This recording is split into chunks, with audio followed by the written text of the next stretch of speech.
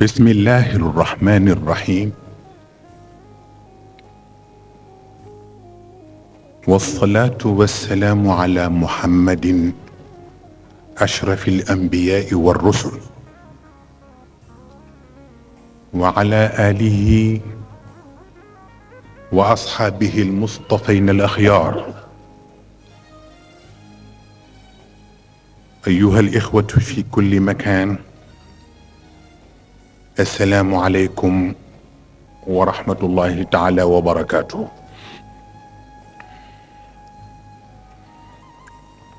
Dans ce monde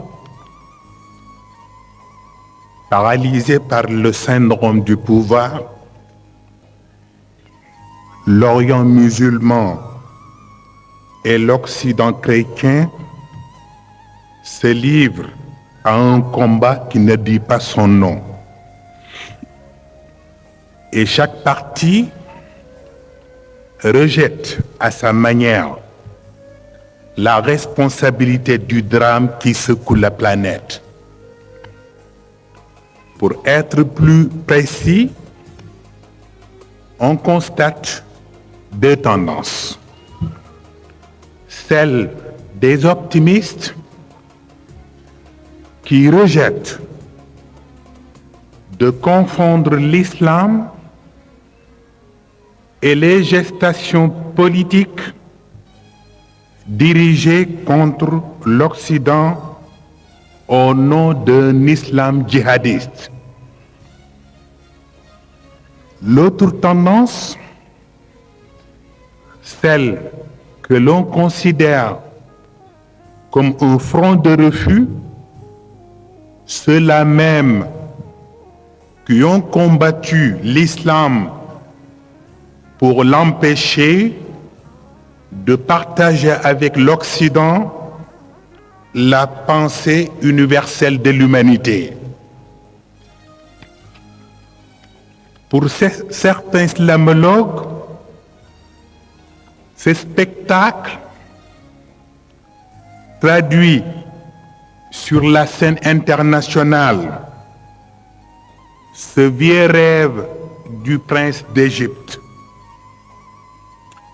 Ce prince qui racontait ce rêve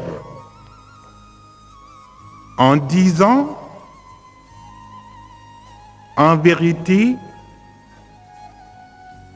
je voyais cette vache couverte de graisse, que cette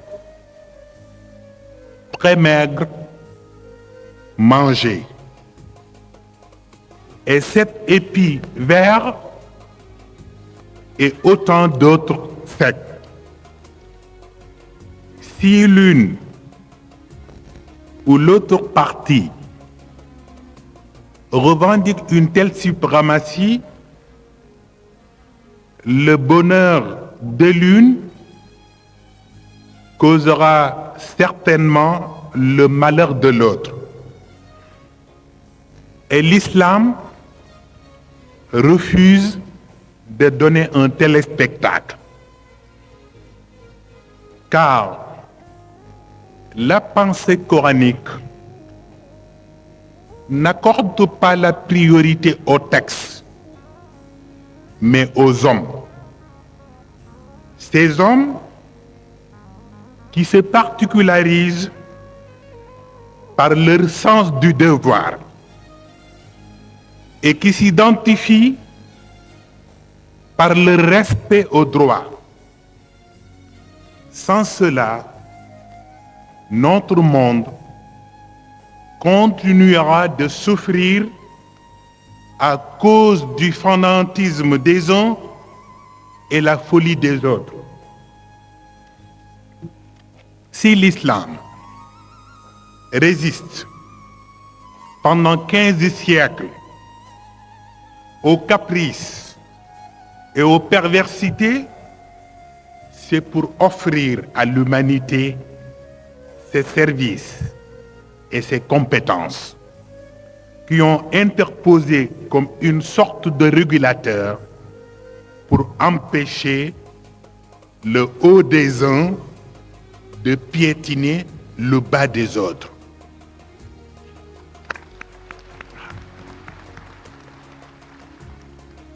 Cela veut dire que la discrimination n'est pas seulement une affaire de couleur de peau, mais surtout une mode de vie. L'esclavage aussi n'est plus une affaire de colonie, mais une façon de gouverner le monde. L'islam refuse toutes sortes de manipulations. Le Saint-Coran nous dit point de contrainte dans l'islam. Donc l'islam encourage la liberté et l'indépendance. Mais liberté et indépendance n'expliquent pas ici transformer tout, y compris la religion, en libre service où tout est permis. Voilà. Voilà. Même en présence de rigueur apparente d'une telle ou telle loi, la raison exige une certaine discipline. Mahatma Gandhi avait raison d'interpeller le peuple indien par cette phrase. Œil pour œil finira par rendre le monde aveugle. Imaginez-vous un monde aveugle. Le désastre que cela peut causer surtout aux vieillards, aux femmes et aux enfants innocents. Et pour s'en débarrasser, il ne suffit pas de disposer seulement de cannes blanches, mais essentiellement de blanchir les cœurs sales.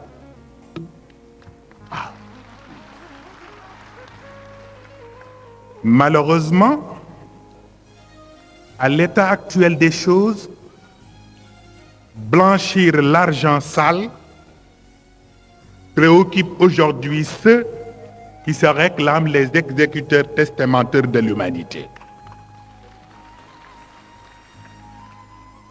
Est-ce qu'il est tolérable? Est-ce qu'il est tolérable en ce troisième millénaire qu'un pays parmi les plus infortunés soit considéré comme dépotoir de tous les déchets? Je ne dis pas toxiques, mais alimentaires et monétaires. De famine en famine et de dévaluation en dévaluation. Une sorte de cobaye où tous les tests les plus indignes sont autorisés. L'Afrique, ce continent sacrifié, est devenu aujourd'hui comme une scène de corrida, et dans laquelle les gens du Nord et les gens du Sud prennent place pour regarder ce taureau, ce pauvre taureau noir, condamné à mort avant de faire sa rentrée en scène. Achevé ensuite par la pointe d'une épée. Il disparaîtra à jamais sous la pluie des applaudissements, mais sans tambour ni trompette. Les guerres entre religions font des milliers de victimes. Les guerres civiles et les génocides aussi. sans oublier la mendicité libéralisée. Ni l'Église, ni la mosquée, ni l'État n'est disponible pour trouver des solutions aux crises.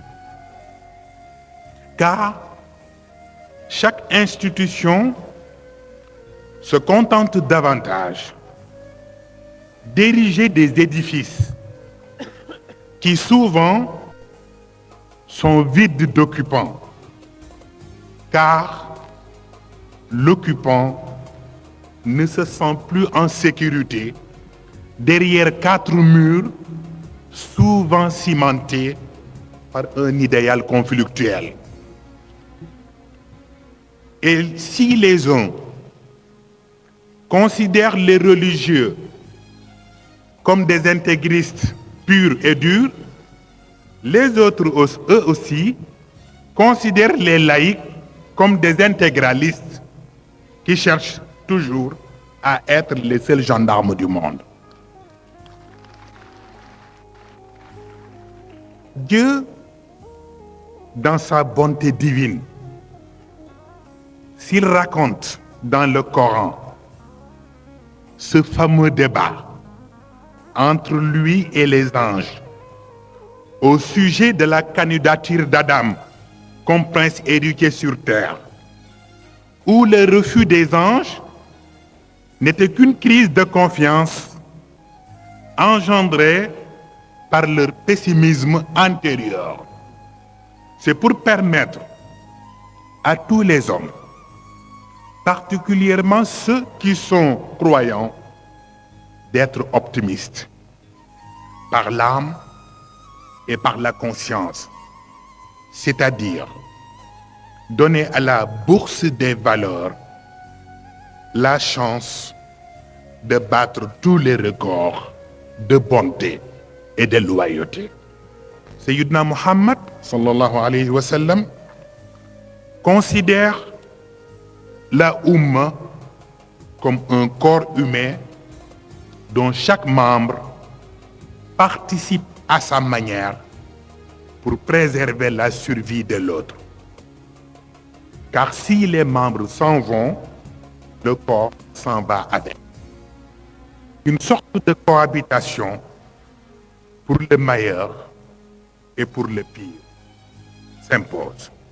Mais à une seule et unique condition, il s'agit de détruire ce mur de séparation qui s'appelle la haine.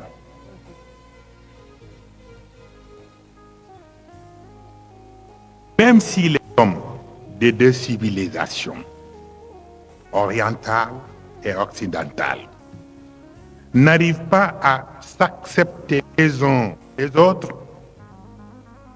installer la tolérance comme voiture de course. Mais entre la ligne et la ligne d'arrivée, seuls les bons cœurs arrivent avec succès.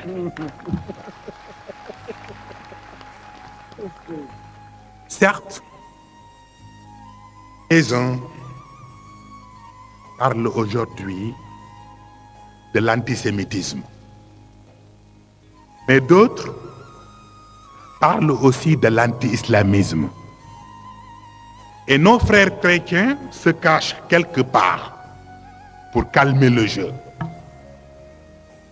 Jean Daniel, du Nouvel Observateur, dans un interview récent, parlait du conflit israélo-palestinien en ce terme. Il y a certes la légalité israélienne, mais aussi il y a la légitimité palestinienne. Entendons par là que la paix au Moyen-Orient ne peut être effective que si Israël légalise un État palestinien.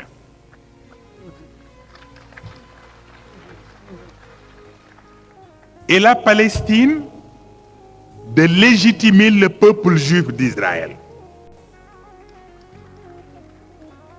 tant que l'opinion des uns et des autres campe sur un État sans terre et une terre sans État, il risque de basculer les deux peuples dans une guerre où l'étoile de David ne cohabite jamais avec le croissant musulman. Donc, pour réconcilier l'Orient musulman et l'Occident chrétien, il faut nécessairement optimiser le pessimisme. Optimiser le pessimisme des gens et pessimiser l'optimisme des autres. Et pour obtenir un résultat positif, il faut deux conditions. Une, que les médias occidentaux cessent de montrer au monde un islam de clichés qui dénature la nature profonde du musulman.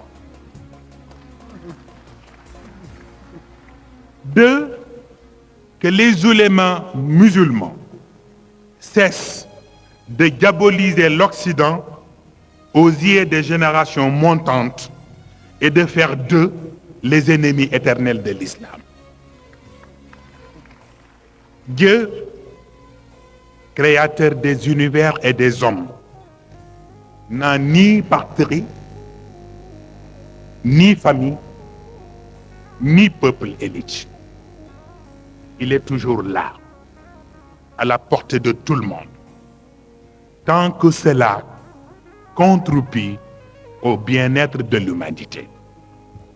Dieu, notre Seigneur, partout.